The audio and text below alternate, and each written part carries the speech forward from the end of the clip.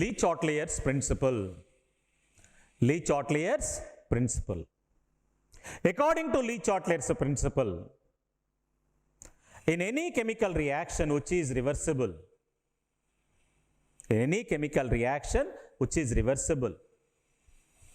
it reaches equilibrium state at certain stage. When the reaction is in equilibria, if we make any changes in the influencing factors like concentration, temperature and pressure, the system will adjust itself to minimize the change. This is Le Chatelier's principle. What is Le Chatelier? This is most important question in board examinations. Le Chatelier's principle. When a reaction is in equilibria, if we make any changes in the influencing factors like concentration, temperature, pressure and catalyst, which influence the rate of the chemical reaction, the system will adjust itself to minimize the change. The system will adjust itself to minimize the change. So, in the preparation of ammonia by Haber's process, first let us discuss about effect of concentration. So, in the preparation of ammonia by Haber's process, the main reaction involved is N2 plus 3H2 reversibly gives 2NH3. That means 1 mole of N2 reacts with 3 moles of hydrogen to give 2 moles of ammonia. When the reaction is in equilibrium, if we increase the concentration of N2 and H2 in 1:3 ratio, what the change that we have done? We have increased the concentration of N2 and H2. Now, according to Le Chatelier principle, what the system has to do? System should decrease the increase what we have done. That means a forward reaction will take place so that N2 and H2 will involved in the chemical reaction to produce NH3. Suppose the same thing you have done in the case of NH3. If you increase the concentration of NH3, according to Le Chatelier principle, the system should minimize the change. That means it decreases the increase. So, decrease of ammonia or decrease the concentration of ammonia will take place when backward reaction takes place. That means if you increase the concentration of NH3, rate of backward reaction increases, and if you increase the concentration of N2 and H2, rate of forward reaction will increases. Our motive is to produce ammonia. So, in this case, in the preparation of ammonia by Haber process, to produce more ammonia, according to Le Chatelier principle, time to time we should increase the concentration of N2 and H2 in 1:3 ratio, and we should decrease the concentration of NH3 time to time by dissolving in water or by reacting it with sulfuric acid, so that its concentration in the reactor will be decreased and backward reaction will be prevented, and more forward reaction will take place, which produces more ammonia.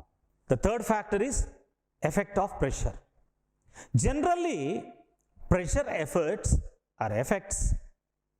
the volume of gases. So, effect of pressure we observe when the reactants or products are in gaseous state, then only we will have the effect of pressure. So, here in this reaction, both reactants and products are gases. So, naturally, the pressure will have more effect on the reaction. So, here in this reaction, 1 mole of N2 reacts with 3 moles of H2 to give 2 moles of NH3. If they are measured at same conditions of temperature and pressures, its volumes are 1:3:2. That means 1 plus 3, 4 volumes of reactants are producing 2 volumes of products, because volumes and number of moles are directly proportional. So, if you increase the pressure, the effect of pressure will be on volume. Effect of pressure will be on volume. So if you increase pressure, volume should decrease. If you increase pressure, volume should decrease. Decrease of volume will take place when the number of moles are low. When number of moles are low, it will have low volume. If number of moles are high, it will have high volume. So in reactant side, 4 volumes of reactants are there. That means 4 moles of reactants are there. In product side, only 2 moles are there, or 2 volumes are there.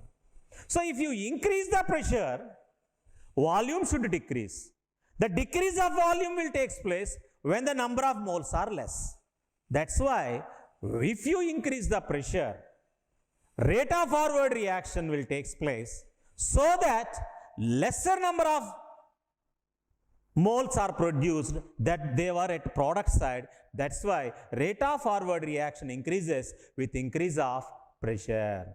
So high pressures favors forward reaction, whereas low pressures favors backward reaction. High pressures favors forward reaction, low pressures favors backward reaction. So, but very high pressures, the construction of reactors is difficult. That's why an optimum pressure nearly 300 to 1000 atmospheres pressure will be maintained in the preparation of NH3 by Haber's process. Next, effect of catalyst. Effect of catalyst. Catalyst is a species.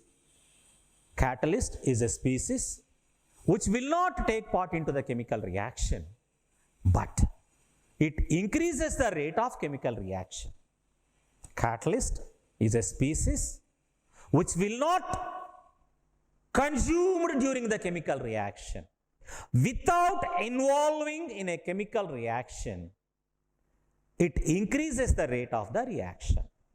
Here the thing is, in a reversible reaction, catalyst will help both forward and backward reactions equally. Catalyst will influence both forward and backward reactions equally. So in presence of a catalyst, both velocity of both forward and backward reactions will increases. Velocity of forward and backward reactions will increases. Velocity of forward and backward reactions will increases. So after attaining equilibria, or adding or removal of catalyst will not have any influence.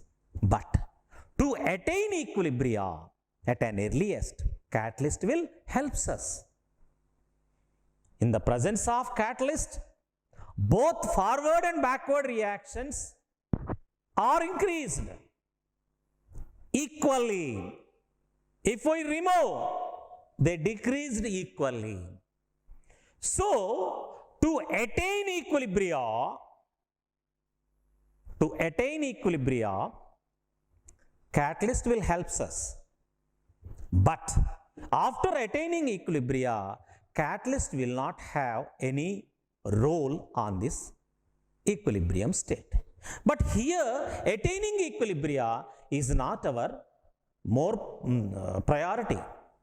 Here, our priority is to produce more ammonia. That means to produce forward, to favors the forward reaction. For favoring the forward reaction, catalyst is essential. By other factors, we can stop backward reaction. That's why even in the reversible reaction also, we use catalyst. And another term is there, promoter. Promoter increases the reactivity of the catalytic activity of a catalyst. So here in this reaction, finely divided molybdenum will be used as promoter, and finely divided iron will be acts as a catalyst. We'll take both iron and molybdenum. Molybdenum will increases the catalytic activity of iron. Iron will act as a catalyst and increases the rate of the reaction. Though catalyst has no role after equilibria, but catalysts are required even in reversible reactions. Though it is influencing backward reaction, we can prevent the backward reaction by changing the conditions, other conditions like concentration, pressure and temperatures. We can prevent the backward reaction. But catalysts are essential, but it has no role after attaining equilibria. But in presence of a catalyst, equilibria state will attain at an earliest. Le-Chatellier principle. లీ-చాట్లర్ నియమము. లీ-చాట్లర్ అనే శాస్త్రజ్ఞుడు ఈ నియమాన్ని ప్రతిపాదించాడు. ఈ నియమం ప్రకారం ఏంటంటే, ఏదైనా ఒక చర్య సమతాస్థితిలో ఉన్నప్పుడు సమతాస్థితిని ప్రభావితం చేసే అంశాలైన గాఢత, పీడనము, ఉష్ణోగ్రత మరియు ఉత్ప్రేరకాలలో ఏదైనా మార్పును కలుగజేసినట్లయితే చర్య ఆ మార్పును రద్దుపరిచే వైపుకు పునర్వ్యవస్థీకరణ చెందుతుంది.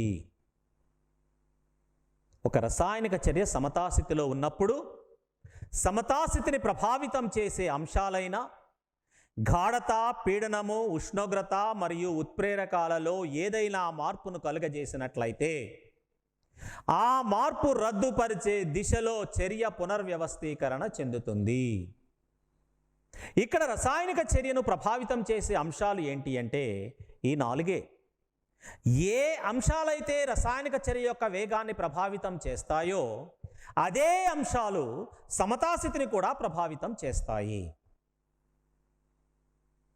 సో ఇప్పుడు మనకు గమనించినట్లయితే హ్యాబర్ విధానంలో అమోనియా తయారీనే మనం తీసుకున్నట్లయితే హ్యాబర్ విధానంలో అమోనియా తయారీ అనేది ఈ సమీకరణం ద్వారా జరుగుతుంది.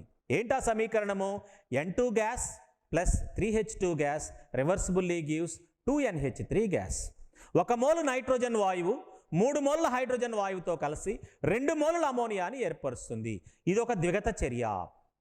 ఏదైనా ద్విగత చర్య మూసి ఉంచిన పాత్రలో జరిగేటప్పుడు ఏదో ఒక సమయంలో అది సమతాస్థితిని చేరుతుంది. కాబట్టి ఇక్కడ కూడా చర్య సమతాస్థితిని చేరుతుంది.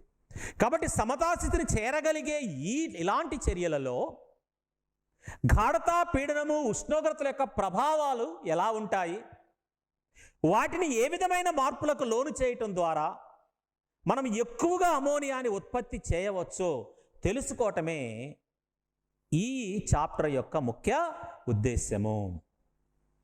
ఇక్కడ మనకు తీసుకున్నట్లయితే ఈ 4 కారకాలను ఒకదాని తరువాత ఒకటి మనం చూద్దాం. ఇందులో మొట్టమొదటిది వచ్చినట్లయితే గాఢత. ఈ చర్య సమతాస్థితిలో ఉన్నప్పుడు ఒకవేళ మనం N2 మరియు H2ల యొక్క గాఢతను పెంచినట్లయితే ఏం జరుగుతుంది? మనం చేసిన మార్పు ఏంటి? N2 H2ల యొక్క గాఢతను మనం పెంచాము. లీ-చాట్లర్ నియమం ఏం చెప్తుంది? మనం ఏ మార్పు అయితే కలుగజేశామో ఆ కలుగజేసిన మార్పు రద్దుపరిచే వైపుకు చర్య జరుగుతుంది. రద్దుపరచటం అంటే ఏంటి? వీటి యొక్క గాఢత తగ్గటము. వీటి గాఢత ఎలా తగ్గుతుంది? ఇవి రెండూ కలిసి రసాయనిక చర్యలో పాల్గొని అమోనియాను ఏర్పరిస్తే ఆటోమేటిక్గా వీటి గాఢత తగ్గుతుంది. కాబట్టి N2 మరియు H2ల యొక్క గాఢతను మనం క్రమంగా పెంచినట్లయితే పురోగామి చర్య వేగము పెరిగి ఈ N2 H2ల యొక్క గాఢత తగ్గిపోతుంది. కాబట్టి ఇక్కడ ఏంటి? మనం ఏ మార్పు అయితే కలుగజేస్తామో ఆ మార్పు రద్దుపరిచేటట్లు ఈ చర్య పునర్వ్యవస్థీకరణ చెందటం అంటే ఏంటంటే మనకు సమతాస్థితిలో ఉన్నప్పుడు పురోగామి చర్యా వేగము తిరోగామి చర్యా వేగానికి సమానంగా ఉన్నది. పునర్వ్యవస్థీకరణ చెందటం అంటే ఈ పురోగామి తిరోగామి చర్యలు సమానంగా ఉంటున్నాయి సమతాస్థితి వద్ద. ఇప్పుడు ఏం జరగాలి అంటే ఈ రెండిట్లో ఏదో ఒక దాని వేగం పెరుగుతుంది, ఆటోమేటిక్గా రెండో దాని వేగం తగ్గుతుంది. కాబట్టి ఇక్కడ మనకు ఎక్కువ అమోనియా దిగుబడి కావాలి అంటే పురోగామి చర్య వేగమేమో పెరుగుతూ ఉండాలి, తిరోగామి చర్య యొక్క వేగమేమో తగ్గుతూ ఉండాలి. కాబట్టి గాఢత పరంగా మనం తీసుకున్నట్లయితే N2 H2ల యొక్క గాఢతలను మనం పెంచుకుంటూ పోయినట్లయితే పురోగామి చర్య వేగం పెరుగుతూ ఉంటుంది, ఎక్కువ అమోనియా తయారవుతుంది. ఒకవేళ అమోనియా గాఢతనే పెంచాం, సో ఇది పెరిగింది కాబట్టి అమోనియా పెరిగింది అని చెప్పి నువ్వు దీని గాఢతను కూడా పెంచావు అనుకోండి, లీ-చాట్లర్ నియమం ఏం చెప్తుంది? మనం పెంచిన గాఢతను తగ్గే వైపుకు చర్య జరుగుతుంది. అంటే అమోనియా గాఢత నువ్వు పెంచితే నువ్వు చేసిన మార్పు ఏంటి? దీని గాఢతను పెంచావు, మరి వ్యవస్థ ఏం చేస్తుంది? ఆ గాఢతను తగ్గిస్తుంది. ఆ గాఢత ఎప్పుడు తగ్గుతుందంటే అమోనియా విఘటనం చెంది అది హైడ్రోజన్ గాను నైట్రోజన్ గాను విడిపోతే అప్పుడు దాని గాఢత తగ్గుతుంది. కాబట్టి అమోనియా గాఢతను పెంచితే తిరోగామి చర్యా వేగం పెరుగుతుంది. N2H2 గాఢతను పెంచితేనేమో పురోగామి చర్యా వేగం పెరుగుతుంది. NH3 గాఢతను పెంచితేనేమో తిరోగామి చర్యా వేగం. మనకు తిరోగామి చర్య జరగకూడదు, పురోగామి చర్యే జరగాలి. అప్పుడే ఎక్కువ అమోనియా దిగుబడి అవుతుంది. కాబట్టి అమోనియా దిగుబడి ఎక్కువగా ఉండాలి అంటే మనం టైం టు టైం ఏం చేయాలి అంటే N2 మరియు H2ల యొక్క గాఢతలను పెంచుకుంటూ NH3 యొక్క గాఢతను తగ్గిస్తూ ఉన్నట్లయితే, తగ్గించడం అంటే ఏం చేయలేము, దాన్ని ఆ పాత్ర నుంచి దాన్ని బయటకు తీయటం, లేదా వాయు రూపంలో ఉన్న దానిని ద్రవ రూపంలో నీళ్లలో కరిగించడం, లేదా సల్ఫ్యూరిక్ ఆమ్లం దాంతో చర్య జరిపి లవణాల రూపంలో మార్చినట్లయితే ఆ అమోనియా వాయువు యొక్క గాఢత పాత్రలో తగ్గిపోతుంది. ఆటోమేటిక్గా పురోగామి చర్య మనకు వేగంగా జరుగుతుంది. ఇక రెండవది టెంపరేచర్, ఉష్ణోగ్రత. హ్యాబర్ విధానంలో అమోనియా తయారీని మనం చూస్తే పురోగామి చర్య ఉష్ణమోచక చర్య, తిరోగామి చర్య ఉష్ణగ్రాహక చర్య. పురోగామి చర్య ఉష్ణమోచక చర్య అంటే పురోగామి చర్యలో ఉష్ణోగ్రత వెలువడుతుంది, తిరోగామి చర్యలో ఉష్ణోగ్రత గ్రహించబడుతుంది. ఇప్పుడు మనం ఉష్ణోగ్రతను పెంచితే, టెంపరేచర్ని మనం పెంచినట్లయితే వ్యవస్థ ఏం చేయాలి? లీ షాట్ల నియమం ప్రకారం మనం ఏదైతే చేశామో అది వ్యతిరేకంగా అయ్యేటట్టు చర్య జరుగుతుంది. ఉష్ణోగ్రత పెంచితే తగ్గే వైపుకు చర్య జరుగుతుంది, ఉష్ణోగ్రత తగ్గిస్తే పెంచే వైపు చర్య జరుగుతుంది. ఇక్కడ పురోగామి చర్యలో ఉష్ణోగ్రత పెరుగుతుంది, తిరోగామి చర్యలో ఉష్ణోగ్రత తగ్గుతుంది. కాబట్టి మనం ఉష్ణోగ్రత పెంచితే ఏం జరుగుతుందంటే తిరోగామి చర్యా వేగం పెరుగుతుంది. ఎందుకంటే తిరోగామి చర్య ఉష్ణగ్రాహక చర్య. మనం పెంచిన ఉష్ణోగ్రత తగ్గాలి అంటే ఉష్ణం గ్రహించే వైపుకి చర్య జరగాలి. కాబట్టి ఉష్ణోగ్రత పెంచితే తిరోగామి చర్యా వేగం పెరుగుతుంది. కాబట్టి హై టెంపరేచర్స్ అనేవి మనకు ఉష్ణోగ్రత పెరుగుదల తిరోగామి చర్యకు దారితీస్తుంది. కాబట్టి తక్కువ ఉష్ణోగ్రతలు మనకు అమోనియా ఉత్పత్తికి మనకు ఉపయోగం. కానీ మరీ తక్కువ ఉష్ణోగ్రతల వద్ద అసలు చర్య ప్రారంభమే కాదు. కాబట్టి మధ్యస్థ ఉష్ణోగ్రత 500 నుంచి 550 డిగ్రీల సెంటీగ్రేడ్ ఉష్ణోగ్రత ఉండేటట్లు చూస్తారు. మూడవది వాయువులు. వాయువులు జనరల్గా ఈ పీడనం యొక్క ప్రభావము. ఈ పీడనం యొక్క ప్రభావం ఎప్పుడు ఉంటుందంటే క్రియాజనకాలు క్రియాజన్యాలు వాయుస్థితిలో ఉన్నప్పుడు మాత్రమే పీడనం యొక్క ప్రభావం మనకు విధిగా ఉంటుంది. ఈ పీడనము పెంచితే ఏమవుతుందంటే ఘనపరిమాణం తగ్గుతుంది. పీడనం యొక్క ఎఫెక్ట్ దేని మీద ఉంటుందంటే మన బాయిల్ నియమంలో చూసాము, పీడనం పెంచినట్లయితే ఘనపరిమాణము తగ్గుతుంది. ఇక్కడ మనం గమనించినట్లయితే ఈ రసాయనిక చర్యలో క్రియాజనకాలు 1+3 అంటే 1 మోల్ నైట్రోజన్ 3 మోల్ల హైడ్రోజన్ మొత్తం 4 మోలుల క్రియాజనకాలు 2 మోలుల అమోనియాని ఏర్పరుస్తున్నాయి. జనరల్గా మోలుల సంఖ్య ఘనపరిమాణానికి అనులోమానుపాతంలో ఉంటుంది, అంటే అదే నిష్పత్తిలో ఉంటుంది. అంటే 4 మోలులు అంటే 4 ఘనపరిమాణాలు, 2 మోలులు అంటే 2 ఘనపరిమాణాలు. అంటే అది 4 లీటర్లు ఉంటే ఇవి 2 లీటర్లే ఉంటాయి.